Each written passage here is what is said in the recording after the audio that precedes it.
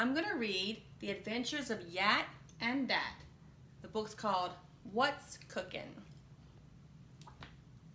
This is Yat and this is Dat.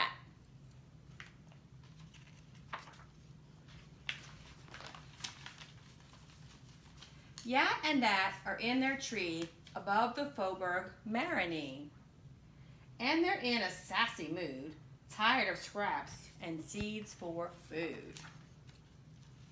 Eating like birds just isn't fair when culinary masterpieces are everywhere.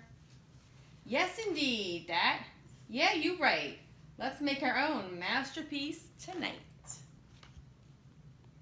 In a big wash tub, they'd mixed with care the very, very best of New Orleans fare.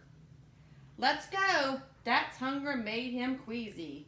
Off they flew around the Big Easy. Barbecue shrimp, Yat at once agrees. They hover at the door of the famous Mr. B's. When they sail in, a waitress starts to shriek. Yat locks a shrimp securely in her beak. That night they dressed up for the very royal Rex room. Antoine's maitre d' says, "Those are great costumes." Dat could not resist the famous speckled trout. Now that's exactly what I'm talking about.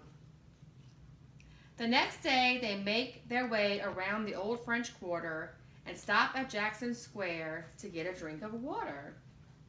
"She's gonna drop that takeout box," says Dat, spellbound, and then a Brennan's masterpiece tumbles to the ground. Dat brings his haul to the bubbling pot. Yat adds some beignets, they're piping hot. What about that gumbo over at Dookie Chase? They flew to Orleans Avenue looking for the place. The tub is filling up now, and it's far from run-of-the-mill. Dat grabs a chili cheese omelet from Uptown's Camellia Grill. Then they smell some red beans cooking on a lady's stove. She's selling plates of them right there in Holly Grove. "The praline connection," says Yat. "That etouffee can't be beat." They snagged a crawfish for the pot right there on Frenchman Street. "Let's add some oysters from that big old fire at Drago's." And just how they did that, nobody really knows.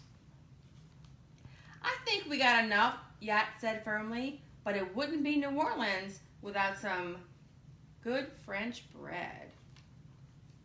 Off they go to Galatoire's that really gets to work.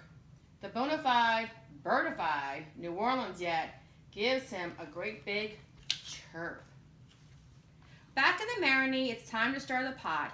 Yat picks up a stick and mixes the foaming lot. One taste and Dat gags. He cannot tell a lie. This is just like river water. He really wants to cry. Yuck! This stuff is awful. It's really, really bad. All that work for nothing. They were just feeling very sad. With the mess still in the wash tub, they flew up to their tree and pondered for a moment what their next move might be. They were so tired they could barely move at all, but Yat and Dat admitted that they had a ball. "Let's leave it to the chefs. They really know what's cooking, and we can eat a lot when no one's really looking." Bam!